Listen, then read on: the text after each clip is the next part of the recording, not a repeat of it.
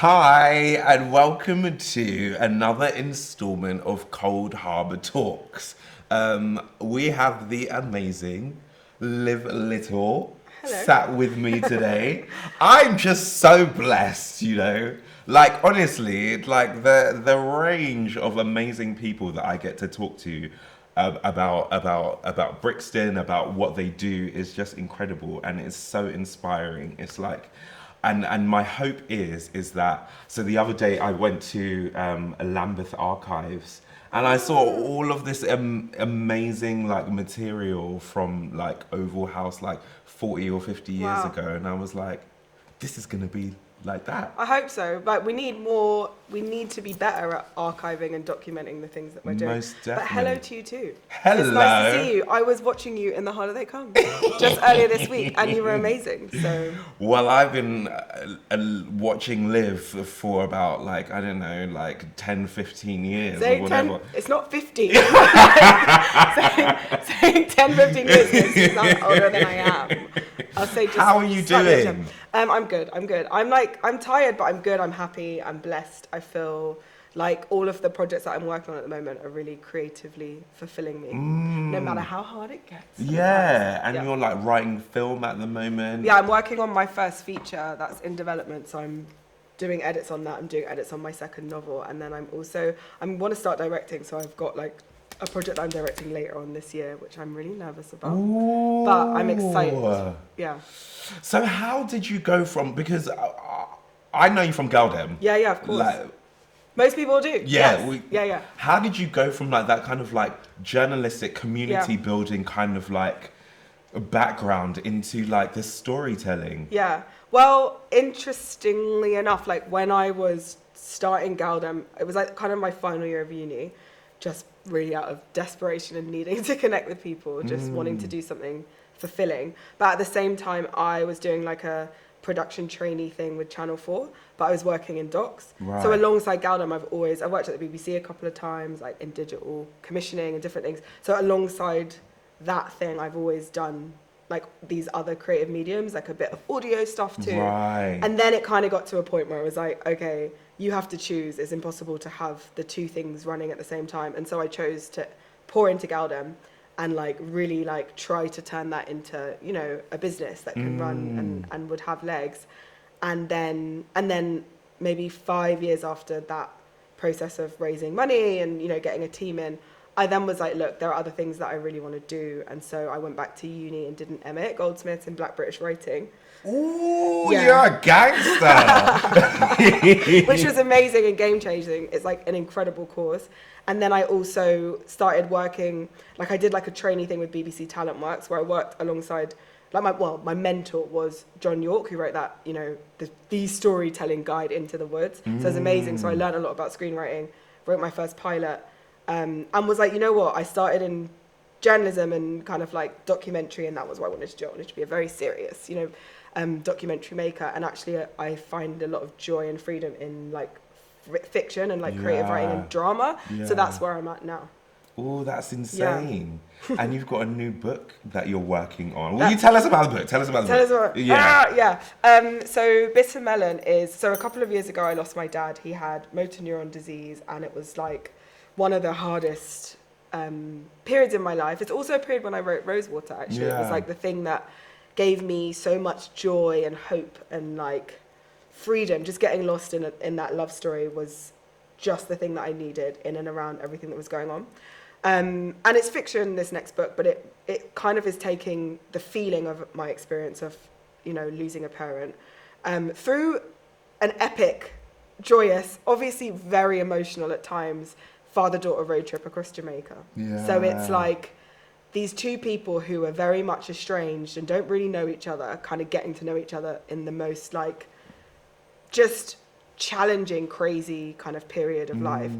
And, you know, I won't spoil the end and I won't spoil the things that happen, but it's a lot about, I don't know, the things that we pass down through generations. It's about hope. It's about love. It's also about resilience. Like, one of the things that I remember feeling when my dad was facing his own mortality, and I don't think he would have necessarily thought this about him, but I thought, my God, he's so brave, you know, and he's facing it with such strength and such power. And so I'm interested in the ways that we act when the end is near, the ways that we act when we're put in these unimaginable circumstances. And I'm also very aware that regardless of all of these horrible things, you know, losing my dad, losing my stepdad, like there is always some light and some joy and something that can come next. So it's also about hope and possibility. It's so interesting because in one of the other podcasts we were talking about, this podcast was with Ronke. We were talking about how these stories and these characters exist in like this spiritual realm, right? And sometimes, like, whenever I think about, a lot of my stories come from my grandmother, who passed away during lockdown. Wow. And a lot of the stories that I write, a lot of like the inspiration for these characters don't come from me. They come from her. Yeah. And she could only pass me these stories in her spirit version of herself. I wonder why you chose to explore that father-daughter relationship in Jamaica. I think, look, Jamaica for me is such a deeply spiritual place. It's obviously where my dad is from. So my dad came over quite like late relative. He came over in his 30s, whereas I'm also half Guyanese and my mum was born in Guyana. So my dad has always had like a really close and present and strong connection with Jamaica, and it's always been the place that, so he like was a bus driver in South London for like 30 years. Like he has this beautiful community and crew of all of these like incredible men like who I adore. But like he always was working to get back to the place that he loved, you know, and once I was a certain age, it was very much like that's where he needs to be. But from a youngish age, I started to go with him, and he just was introducing me to his story, to like the places that he grew up. Like my dad's house there is in the same area that, you know, he grew up in. So you go down to this shop and this auntie is there and everyone is very, very close. So really when I'm there, I'm able to get a real insight and a snapshot into why and what he loves. And I naturally formed a deep love and connection with this place. Like, and I think I owe that so much to him. So this is me exploring that, going deeper. And also, I think the thing that I also wanted to do, so with his estranged kind of daughter, it's her first time going to Jamaica. So it's also kind of magical every time I take someone to Jamaica. And they're like witnessing it through their eyes for the first time. Is so special. And so that's like another element that is really, really important, you know, because I've witnessed everyone. My mum went recently. She hadn't been since before I was born. My mum went this summer with my auntie, and she just was, I told her where to stay in the mountains and where to stay here, and she's just come back and she's like, it was a different thing. When I took my other half, Sahela, like I remember we landed and she was just instantly like, I just feel it, you know? And it's a beautiful place, you know, it's a place where my people have been through a lot, and it's a place where there is so much resilience and resistance and creativity and just strength and power. And so that's why it had to be Jamaica. There's a little bit of London in it too, but it's mostly Jamaica, and it's beautiful to see the other characters' experience of that and like just falling in love with it on her own, right? Because I think the thing I've also loved is my dad had his Jamaica, and now I'm kind of also finding my Jamaica. So there's things that I'm doing or places that I'm seeing that maybe I wouldn't with him, or things that I could introduce him to, you know, at times. And that's also really special. So what does your Jamaica look like? Because I love that idea. I love that idea because I went to, the last time, my dad's from Barbados. And the last time I went with him, but we did a lot of things separately. On your own? Yeah. And I could see that like my experience of it was very different, but it made me feel like, this is mine too. Yeah. It's yours, and then you go to Jamaica, and then everyone is also obviously saying that you're a foreign girl. Yeah. You are, to be fair, but I'm like, oh my God, diaspora blues, like I get it. I mean, you know, I think the other thing is I'm queer, and I really wanted my partner to experience, you know, the Jamaica that I know and love, and she fell in love with it. And I'm really lucky because I have friends that live there and people that like know it in a way that I just do not, as someone who was like born and raised here. And so the introduction to spaces, like I had one friend that took me through like the archives, and we were looking at all of this amazing stuff before I was writing my book. I had another friend that was like, I'm going to drive you up into the mountains and like wash your spirit in the stream and like take time to write, you know. I have another friend that's like, we're going to this queer part, like whatever it is. There have been, I feel very grateful because without those guides, like I might not have found all of those places and spaces. But Jamaica is, I mean, I know everyone from other islands gets annoyed that it feels like we're dominating. You're rolling your eyes. You're rolling your eyes. Like I know my girlfriend's from St. Lucia and she's like, oh, I'm Montserrat. So she's always like, you Jamaicans. And I'm like, you don't have to be mad. Like, we're all great. Do you know what I'm saying? Yeah. I can't help it. But Jamaicans do have a vim, don't they? It's a bit like... But I do love you lot. I've been cosplaying as one since year 9. You're allowed. You're allowed. Yeah, most people don't really understand the nuances in culture, I think, between different places. Yeah. And so I think that's when people get frustrated. But it's been really beautiful, like, even in recent years, seeing more, like, I don't know, plays that focus on, like, Guyana. So that's my other part of my identity, like... you know, seeing people kind of zoom in on the specificity of what different islands mean. Same with like Mr. Loverman, right? And like there have been opportunities to. Have you not? Have you read it? Oh, you were in it. Yeah. Were you in it? Yeah. You were in it. Yeah. Why is my brain so bad? We'll talk about it after. No. I'm like, oh my god, crazy. I thought you said you haven't seen it. No. Oh my god, that's so embarrassing for me. That's so embarrassing for me. Did you like love the book and just instantly knew? It was really crazy actually. Talking about this idea of like stories like coming down. So my family member, Patricia St. Hilaire, was one of the original founding members of the Black Women's Theatre Group with Bernardine Evaristo. And so... Legend. Yes. Yeah. And so she helped her write the book. I'm also Antiguan and I'm from Stoke Newington. So what did you think? Was it on point for you? Oh, it was good. It was good. It was really good. But when I read it first, but like years ago. Yeah. And I read it and I was like, why does this feel so familiar? Yeah. Like I know it. Like I really know it. And then coming and then getting the audition through and I was like... You were like, this is for me. Yeah. It's not for anybody else. Exactly. It's mine. Yeah, I mean, I remember I read that book actually when I was doing the MA course. Yeah. And it was also already my other half's like favourite book, but just like beautiful. And I remember asking her like, how did you get it so right when you're not even Caribbean? You know, like how did it land? And specifically Antiguan as well, like, which you is know what crazy. I mean? Yeah. So yeah, beautiful and brilliant. But it's like I'm so grateful and I'm so glad that we have that writers like that. Of experience across the board. Who are some other like writers that really inspire you? Or who were you reading when you were young? When I was young, probably like Jacqueline Wilson. Jacqueline Wilson. Yeah, like a legend. Also, she's doing the Illustrated Mum, right, part 2 or something. Is it? We're getting our second instalment, so I'm excited for that. So like that, I didn't say a great Black British writer, but in terms of like people who have really inspired me, and actually I talk about her a lot.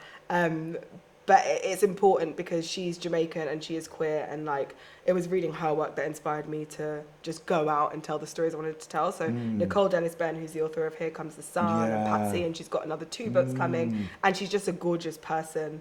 And she just writes, I mean, she's from there, do you know what I mean? So she writes with such specificity, especially around like the experiences of women and like colorism and like the impacts of tourism and love and queerness and where does that fit into all of these things. So she was definitely someone who I just never read like a Black Jamaican lesbian's work before. Do you know what I'm saying? Like it was magical. Yeah. So I'm always really, really grateful to her, and I will probably shout her out until I'm blue in the face, just because her work has meant so much to me. You know? Yeah. I'm sorry, I'm going to go back to Jamaica. Back to Jamaica just because... I'm not the authority on Jamaica, by the way. No. I just... because there is something about... Especially like when we're writing like Black stories of our generation, that just feels like when I'm writing about home or when I'm taking myself completely out of London, there's something... there is something magical or something like limitless about being in those spaces. And I wonder what it is you want your audiences to feel or to feel when they read your books or watch your films. I mean, specificity of place is really important, whether that's Jamaica or not. I think, you know, part of the reason why being in Jamaica, I'm sure for so many of us that grew up in the UK, is like being in the majority is amazing. Like, so not to be, you know. But I think for me, like with Rosewater, that was South London. We are in South London. We're in Brixton. I was born on Coburg Road, which is like near to Burgess Park. This is where like my nan landed when she came. She was living in Stockwell. This is where my mum grew up. Like, this is where my mum was doing all of the things that she was doing. So this is a really important place. And I think the specificity with which I wrote South London in Rosewater, it's like me kind of writing a love letter to this place that has shaped me, acknowledging the changes and the tensions and the difficulties, but ultimately just the love and gratitude I have for this place. And I know everyone talks about how annoying South Londoners are. I love South Londoners. I know you're an East London boy, and you're enjoying it. I'm North London. North London boy, yeah. But like, it's we just love it, and we ride so hard for it. I think I don't know, there's nowhere else that, and I've lived in different places. I was in Margate for a bit, but I had to come home. Yeah, I've said it before, like, when I first moved to South London, I used to go on runs, and I could feel like something happened here. Like, it felt like the stories were like literally like underneath like the pavement. And they are, like, I remember like a couple years ago, I mean, like, it's been amazing for me to find out about, like, for example, the black lesbian women that were organising here, right? And that were doing really major and important work in the 80s and in the 90s. And who without them, like, I wouldn't exist today. Yeah. I wouldn't be able to be doing the things that I'm doing today. We did like a project years ago with Galdem where we were looking at kind of queer histories. I remember we went to this archive and we saw all of these like pamphlets and like source, you know, like original flyers and things that were being held in Glasgow.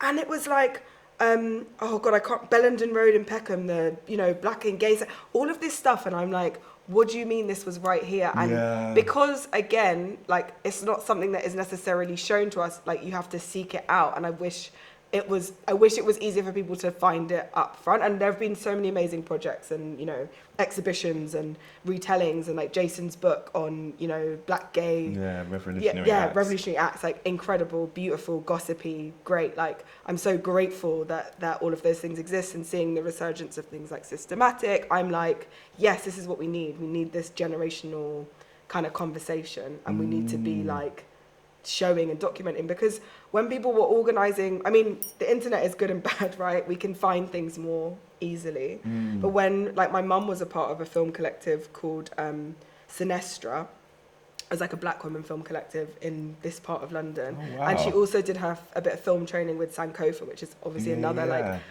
brilliant like film, like, but people might not know about that because it's like you can't like necessarily go on the internet super easily and find it. You have to seek it out. But like the history here is rich and it's deep, and it's like, yeah, it's important, and I'm so proud to be like of that lineage in some small way. Carrying the baton. Well, you know, they did it, so we could do it. Yeah. But you are carrying the baton, so don't dismiss that.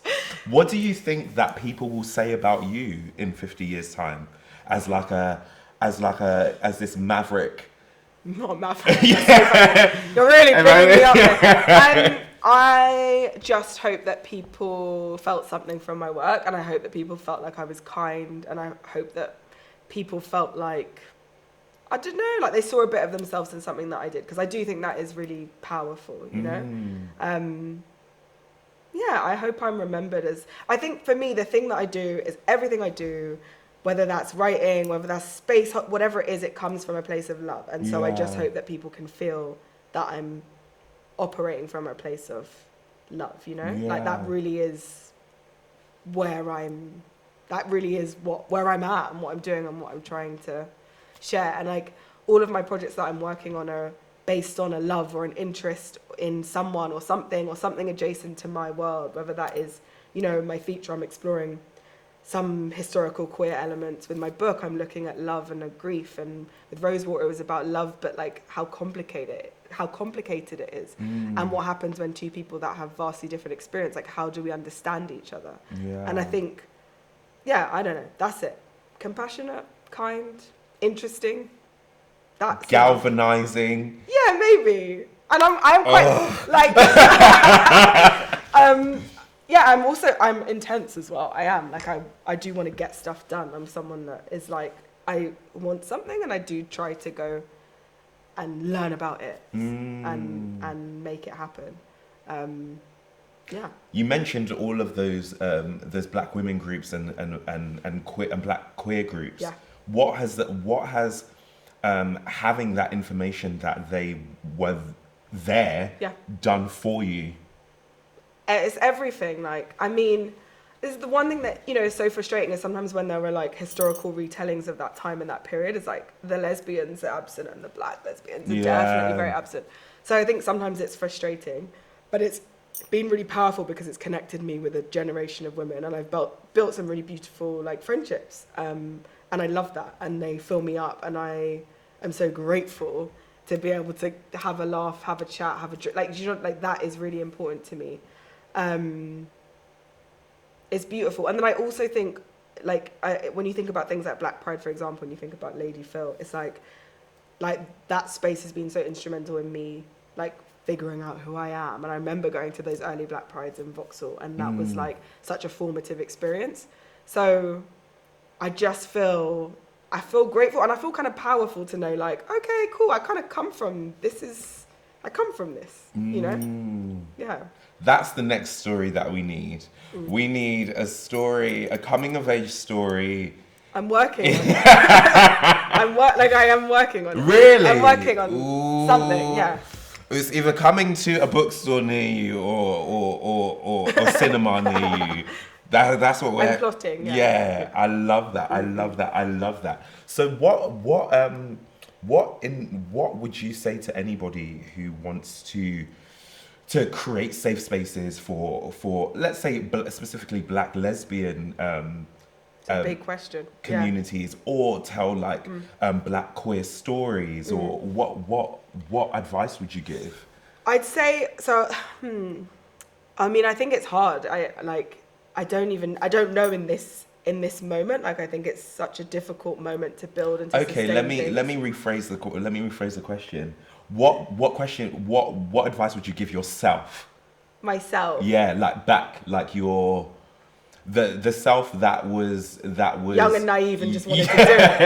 Yeah, and was like, whatever. Yeah. You can't tell me anything. I mean, honestly, I'm just glad I did it. Maybe like look after yourself a bit more and pour into your cup, because I think, I mean, and you see this with like people that organize in various capacities. Usually there's burnout, like, and it's very hard. You have to kind of protect yourself and look after your heart, your spirit, and your mental clarity. I think that's actually really important. But in terms of just like being determined AF and like, didn't want to swear, I don't know if we can swear, and like really going after it and like being annoying. I'd send like 100 emails to this person, hey, like listen to this. Like, I am so glad that I had that like youthful kind of fearlessness. I wasn't scared, and I think I'm glad that I wasn't scared, you know? But I think it is hard. Where do you think that comes from? My mum. Yeah, my mum. Tell me about your mum. My mum's amazing. So she is just an incredible, beautiful, just amazing woman. Like, love her. Like, she's been through so much, and and my mum is an identical twin as well. So not only do I have her, but I have this. My dad's a twin too. Is it? That's crazy. It's crazy. Like, her and my mum and my dad live together, like in Coldharbour. Like I am so blessed that I have that kind of auntie mum partnership.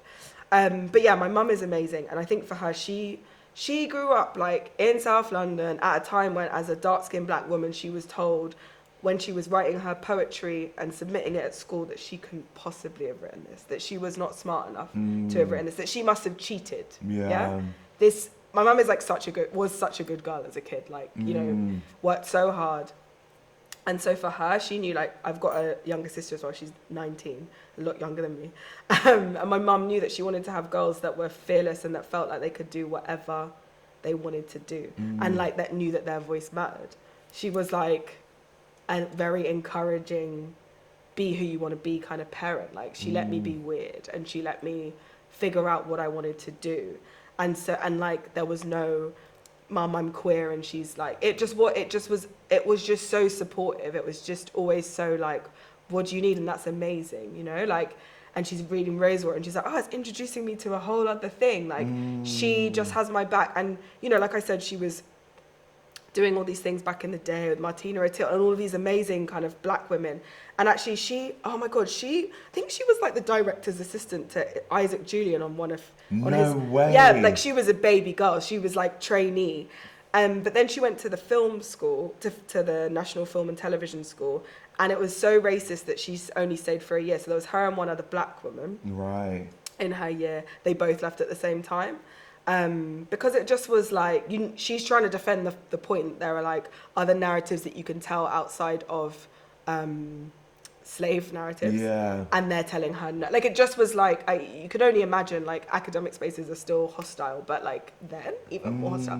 So, you know, all of those things to say, and then, you know, she took another kind of career path where she was helping she worked at the Albany in Deptford for like 10 years, and she was helping like young people set up businesses and like, I don't know, develop tool skills. She'd work with the Young Revolution. She's always done stuff that's been about enriching the lives of other people. And also she's always told me, like, use whatever privilege you have, use your voice and like do something with it. Not in a pressure way, but in a like go on kind of way. And so, I think that is her. Like, it's her. It's just her. That's so beautiful. That's so beautiful. It's so beautiful to see the shoulders that you stand on. Yeah, and my grandma, amazing. Do you know what I'm saying? Yeah, like, I want to hear about Granny. Granny, Guyanese, love her. Like, she's 90. She'll be 91 in December. Oh. She's gorgeous. She's like energetic. She's fierce. She has friends of all different ages, my nan. She's got friends that are super young, and she talks with whatever talks to them about reality TV. She's very into politics, so she can also talk about that. Same with my mum, my auntie, my uncle worked for Amnesty. She just is fierce, and she raised 4 kids under the age of 5 on her own in a time when that was just so hard. Do you know what I mean? Like, it was hard. Like, it was hard. Multiple people living in a home. Like, it was difficult. And she, I don't know, like, she's raised everyone with the possibility and like a fierceness. Like, we're a very matriarchal family. There are lots of strong women. That is just a thing that we have. And it all stems down to her. She is the head of the household. She is the queen, the goddess. Like, she's amazing. Like, she just is amazing and beautiful. And, you know, all my after schools were with my nan. That was my person. I'm the first grandkid, so obviously the favorite. But I like can't, you know, it makes me emotional thinking about how I'm just so grateful that she's here and she's healthy, and she's like, she was my one grandparent. I didn't know any of my other grandparents. I didn't have relationships with any of them. And so, because my mum's dad was absent and et cetera, et cetera. But and I never felt like I was missing anything. And I talked to my mum, and she's like, not having a dad, I didn't ever feel like I'm lacking because she gave so much, and I just know it would have been so hard. And there's so much possibility that that lineage has given you. Yeah, that's so beautiful. And my great grandmother was called Queenie, and I never met her, but like I feel like I know, like I feel a connection to her, like spiritually or so. I feel like she's there guiding me in some way. And she had so many kids and was fierce. And anyway, like, just I think the line of women is amazing. And I'm mostly surrounded by women in my life. I went to girls' school.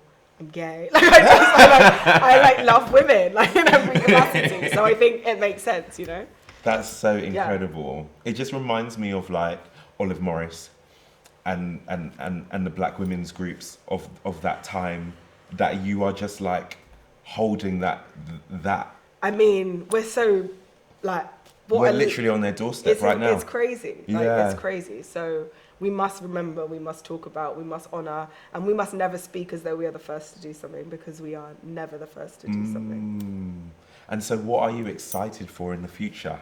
In the future, just like living a happy, fulfilled life, making more art. Like, I think the thing that's been really nice since not doing stuff so much in the journalism space, I do like a few things that happen quite quickly, but everything I'm doing, like whether it's books or my film, whatever, it like takes so much time. It's such a labor of love. It's like not a quick and reactive thing. You sit with it, you take time, you really feel how it's going to feel. And I'm enjoying that, and I want to build like a long-lasting career that where I get to work on terms that work for me and with people that are really good, because as much as the industry is really rough and tough and there are some bad guys, there are also some beautiful, brilliant people. And so now I'm thinking about how do I cultivate the right people around me to continue to make the things I want to make. And I think that's not always the biggest, the shiniest. That's like, who do you connect with the most? Who has the most integrity?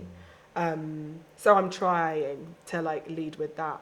And there's loads I want to do. Like, I am an ambitious person. There are things that I want to achieve, but not in the like arbitrary, like fast paced, everyone needs to see it now way that I think maybe I operated in when I was first starting, and then you kind of burn out. So I'm trying to build something that can sustain a little bit more. Yeah. And I wonder, we've spoken so much about the women's shoulders that you stand on, right? Finally, this last question, I wonder if you could speak out or say a love letter, if you could write a love letter to the women who are coming after you. Oh. What would you say? I think of my little sister, do you know what I mean? I love that girl. And she's so fierce and so wise and so knows her own mind. And I think that's something that I really actually admire about this generation, aside from giving them advice. Like, I think they're just incredible and very uncompromising. And very like fierce. And like maybe sometimes really idealistic, but I kind of love that. That's how you should be at a young age. I think just don't be scared and like know that your voice has value and is powerful and is necessary and the world needs more of it. But I think a lot of them know that already. Before we knew that. I think most definitely. Ooh, I was questioning all over the place. You know, like, I look at her and I'm like, oh, I'm scared. Like, okay, you know? I really love this conversation. I think that it is soft and tender and forthright, and I think it's so magic. Thank you so much. Thank you for holding all the space, you know. Of course. I'm such a sappy person. Like, I'm surprised I didn't cry. I saw a little tear coming. You saw it glistening. That's going to hit really nice for the views.